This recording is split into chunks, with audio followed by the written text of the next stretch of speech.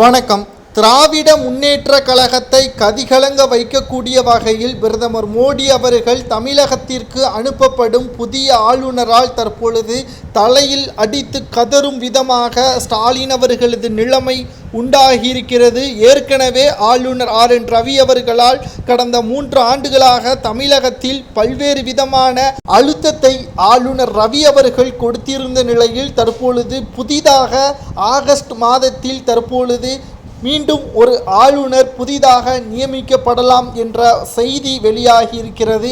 ஆளுநர் பதவிக்காலம் முடிவடையக்கூடிய நிலையில் புதிய ஆளுநராக மோடி அவர்களது வலதுகை என்றே கூறலாம். தமிழகத்திற்கு ஆளுநராக நியமிக்கப்பட்டால் மிகப்பெரிய ஒரு அழுத்தம் திமுகவிற்கு கொடுக்கப்படும். இதனால் திமுகவினர்கள் லாபம் அடைய முடியாது. ஆளுநரை பொறுத்தளவிற்கு மத்திய அரசிற்கு ஆதாயம் தரும் விதமாகவும் நேரடியாக ஆதரவு இல்லாவிட்டாலும் மறைமுக ஆதரவுகளை ஆளுநர்கள் கொடுத்து கொண்டுதான் இருக்கிறார்கள். இந்த வகையில்தான் கடந்த 3 ஆண்டுகளாக தமிழகத்தில் ஆளுநராக நியமிக்கப்பட்ட RN ரவி அவர்களது அழுத்தம் திமுகவிற்கு மிகப்பெரிய தலைவலியாக மாறியது. இந்த நிலையில்தான் தற்பொழுது பதவிக்காலம் முடிவடையக்கூடிய நிலையில் மோடி அவர்களது வலது கையாக இருக்கக்கூடிய கைலாசநாதனை பதவி வகிக்க உள்ளதாக தற்பொழுது பேச்சு அடிபட்டு வருகிறது.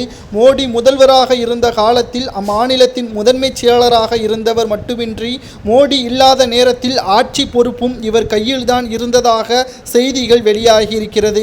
இவரது பூர்வீகம் கேரளாவாக இருந்தாலும் படிப்பு அதனை சுற்றிய அனைத்து தமிழ்நாட்டில்தான் இருந்ததாகவும் இதனால் அவருக்கு தமிழக அரசியலை கையாளுவதில் எளிதாக இருக்கும் என்றும் பல நெருக்கடிகளில் மோடிக்கு ஆதரவளித்த கைலாசநாதனை தமிழகத்திற்கு ஆளுநராக நியமித்தால் பேராதரவு கிடைக்கும் என்றும் மோடி எண்ணுகிறார். அந்த வகையில் சட்டமன்ற தேர்தல் வருவதற்கு முன்பாக இவரை பணி நியமனம் செய்ய வேண்டும் என்பதில் குறிப்பாக உள்ளதாகவும் இது ஆளும் கட்சிக்கு பேரிடியாக இருக்கும் என்றும் முதல்வர் ஸ்டாலின் அவர்களுக்கு நெருக்கடியாக அமையும் என்ற தகவல்களும் தற்பொழுது வெளியாகியிருக்கிறது.